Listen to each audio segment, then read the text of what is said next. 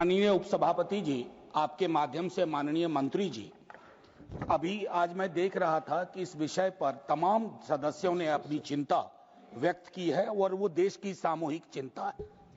मुझे अफसोस के साथ पहली सप्लीमेंट्री आने से पहले कहूं कि एक रिपोर्ट लीक होती है, टेलीविजन डिबेट्स में पायलट को विलेन बना दिया जाता है।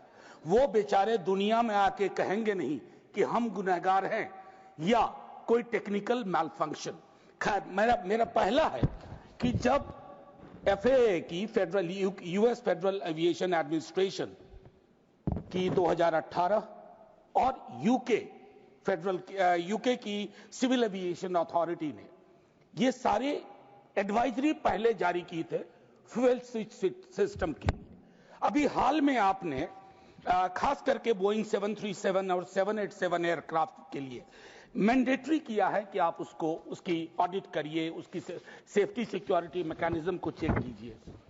My question is, you have this input in 2018, since 2018, in 2024, why does it take a crash of this nature to do what should have been done in a routine way? Thank you. Sir, your question also has the answer. In a routine way, all these checks are already done. When there is a directive that is issued, then there is a special check that is done. But in terms of all the equipment that is there, according to the protocol that is listed, all the checks are thoroughly done. It is not that only when they say that this has to be checked, there is a special check that is done. All the fuel switches, all the cockpit, all the tires, everything get checked very robustly, very regularly. That is why we have a very tough process. But taking an advance like you said, we wanted to be more thorough.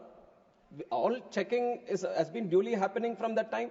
And what you have mentioned, what the FAA has done also, there are two types of directives. That is, one is the AD, which is the Airworthiness Directive, which is a mandatory that all the other state regulators, they all follow. But what you have mentioned right now is a special airworthiness information bulletin, which is not a mandatory thing. Like you said, if necessary, then the state regulator can do it. But at that point of time, the regulator also took a call that this is not a mandatory thing, and we, on our process of ensuring safety, we have a very good, robust process. So there is not a special check that is required because it was not a mandatory thing that was advised. But after the report has come, we have taken that also into cognizance to ensure that there is further, because like you said, these reports that have come. But I can show you 150 reports where every possible angle that the report can be, everything is already listed. कोई भी अगर report आ जाता तो आप बोल सकते थे कि ये तो पहले ही आ चुका है. So they have written every possible angle, right from the Western media to everyone. So that you can't just point out to one, say that this has been leaked. Because all the reports, I have 10 different angles which are written, which are now not coming out, not being discussed, because they are not touching this topic. But had it touched another topic, another report would have come, ki isne already ye likha hai. So this has been right because of the interest that has been there. This has been going on right from day one itself, multiple theories, multiple angles, multiple stories. That is why I have once again, it's an appeal made by the AIB through myself also, I'll make it again to the House, and through you to the larger section of the country also, is to maintain patience until the final report comes out. And we want the truth to be coming out, and we have to give that much space for our AIB also to work. And that is what I request. Second supplementary, मान्य झा जी. शुक्रिया उप सभापति जी. जब मैंने कहा था कि ये रिपोर्ट्स आपके पास थी, एडवाइजरी थी, तो इन्होंने कहा कि आपके प्रश्न में ही आपका जवाब है. वो मैं एक विडंबना का जिक्र कर रहा था. It was a statement based on irony, an unfortunate irony, not a plain statement. Having said that, थोड़ा background में sir. Having said that, I'm also aware, like all of you, my friends here, that the duopoly, this Airbus, Boeing, we are aware at the global scale. Let's not get into that. What is important? The in-house mechanism, nearly 50% of sanction posts in DGCA are vacant. Doesn't it affect DGCA's capacity? Particularly, I repeat, particularly when during the search, during the investigation, many newspapers reported this, that why such anomalies, ऐसी विसंगतियां तब क्यों बाहर आती हैं जब एक बड़ा हादसा गुजरता है, हादसा हो बैठता है, और फिर उसके बाद हम जागने की कोशिश करते हैं. Vacancies and sanctions. Sir, like I've said, the vacancies have been created because it was a request from the ministry. Now, with the growth that we have seen in civil aviation, we wanted more people within the DGCA. And these posts have been posts have been created in the last 2 years only. And the process, right, it's not that when you say that why are they vacant, it is not that we have stopped from recruiting.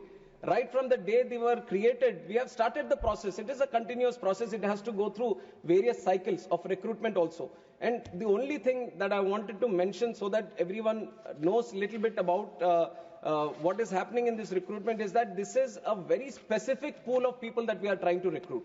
It is not that we have extensive pool of people. These are subject matter experts, especially in aviation. We are trying to pick up senior people that we are trying to pick up, and who have a demand internationally and in other wings also. And we have a lot of people coming in from Air Force, and they have their own preferences also. So there is a limited pool that we are trying to work with, and we have done every single, in fact, we have put in more effort to do this. That is why I have also mentioned that in the last year, 103 posts which have been recruited was the highest ever.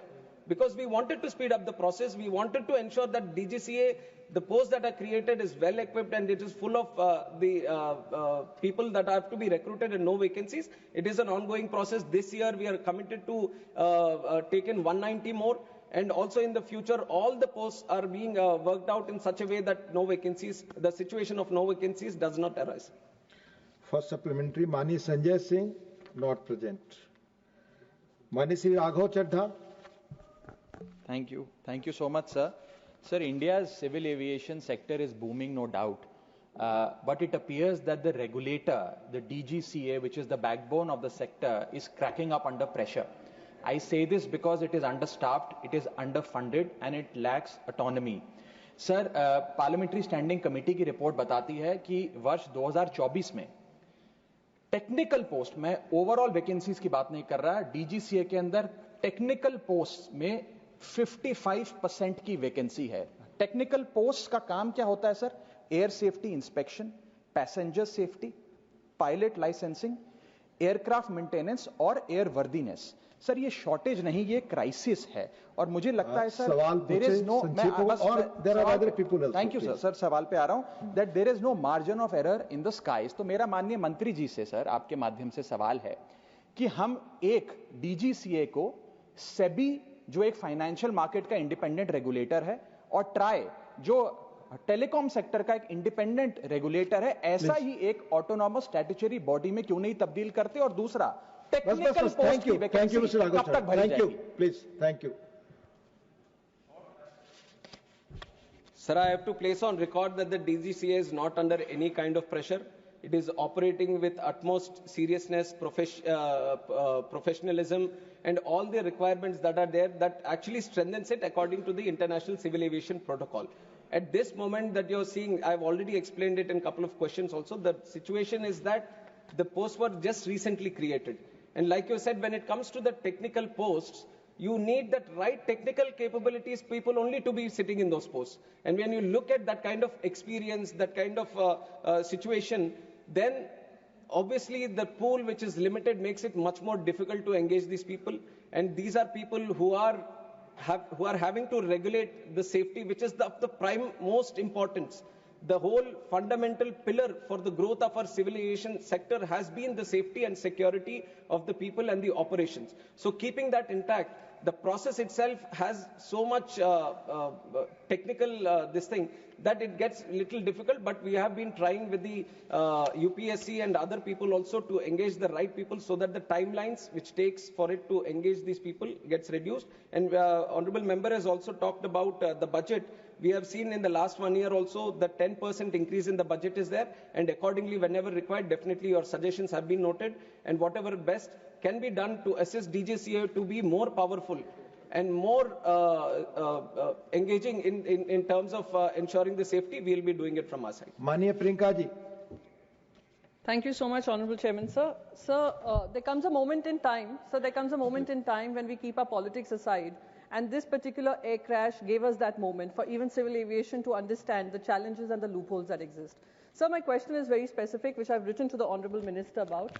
That he told us to be patient with the final report. We were absolutely patient with the interim report too. But why is it that the report was released to the Indian people at 2 a.m. in the morning and there was no briefing done with regards to the AAIB report? Sir, just one second, a question related to the same thing. Pilots have raised their concern that there is no aviation expert who is sitting on that AAIB panel. Why is that so? If Honorable Minister could address that, I'd be grateful. Thank you. Thank you so much. Sir, I'll address the second part first, where it says that no aviation experts have been there. It is not true. There are two subject matter experts in terms of pilots who have been engaged within the investigation team. And likewise, other engineers and all from the industry also have been engaged. And the International Civil Aviation Organization observer also from the UN, where a lot of articles were there that he was rejected and all. So baseless articles have come up at the time, but everyone who was supposed to be in the investigation team, they have all been there. In fact, pilots have also been there. So that addresses the second part. And also regarding the report releasing, it was entirely up to the AIB. It was up to the AIB to finish the report and to release the report. And it's not that when they finished, then they uploaded it. It is according to their this thing. I don't think there was very specific reason of why it has been released in the night or in the morning. It was the report which was supposed to be released, and it was released at that time.